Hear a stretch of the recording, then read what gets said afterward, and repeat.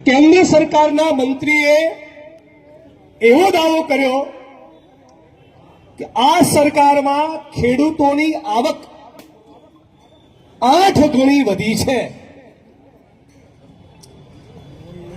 આટલું જુઠ્ઠું તો નરેન્દ્રભાઈ બી નહીં બોલતા,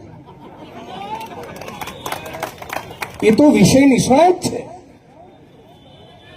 તજજ્ઞ છે, પણ આવી શિક્ષા તો નરેન્દ્રભાઈએ પણ નથી મારી।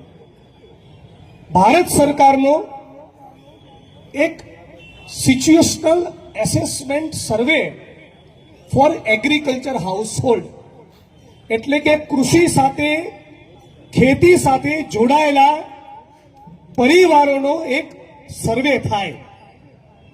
લલિતભાઈનો નહીં, ભારત સરકાર કરે છે। અને ભારત સરકારના એ સર્વેમાં જોવા મળ્યું, નરેન્દ્રભાઈના પ્રધાનમંત્રી બન્યા પછીના સર્વેમાં એ જોવા મળ્યું કે આજની તારીખે એક ખેડૂતની આ દેશમાં ભારત ભૂમિમાં ફક્ત ખેતીમાંથી થતી આવક એ રોજના ફક્ત 27 રૂપિયા છે। કેટલા? 27 રૂપિયા। અને આખા ખેડૂત પરિવારની આવક એ ફક્ત 10,218 રૂપિયા છે। 8 ગણી કરવાની વાત તો ભૂલી જાઓ। જે પ્રમાણે ખાતર, બિયારણ, જંતુનાશક અને એગ્રીકલ્ચરનું ઇનપુટ ખેતી કરવાની એક ચીજ વસ્તુ ઓજાર સહિતમાં જે પ્રમાણેની પ્રચંડ મોંઘવારી વધી છે, ગુજરાત અને દેશના ખેડૂતોના છોતરા નીકળી ગયા છે, પથારી ફરી ગઈ છે। અને આ માણસો હળાહળ જૂઠ બોલે છે કે 8 ગણી આવક વધી છે।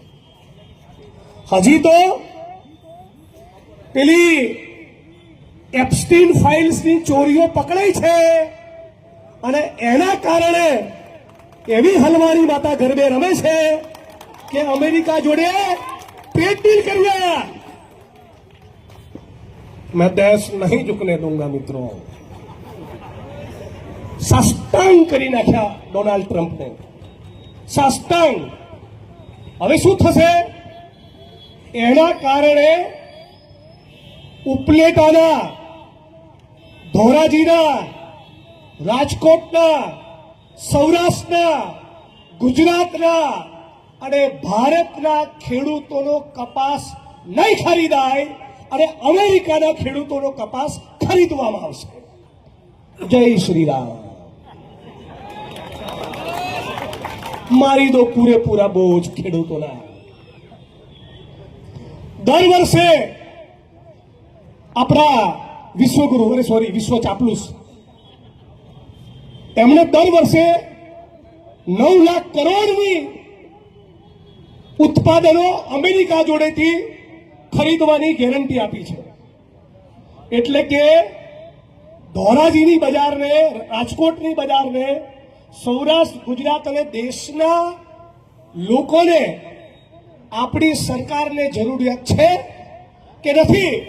અમેરિકા જોડેથી લગભગ 9 થી 10 લાખ કરોડની અસ્કાયામતો આપણે ખરીદવાની, ભલે આપણા ગાભા નીકળી જાય।